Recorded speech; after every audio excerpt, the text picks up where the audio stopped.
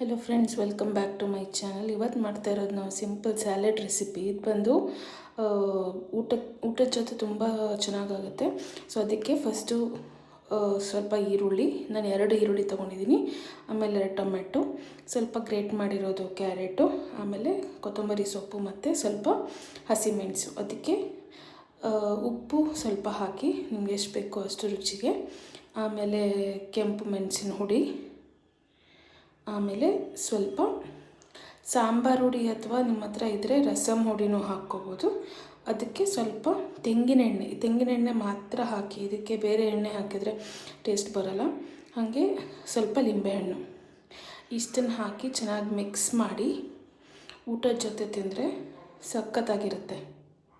Thank you.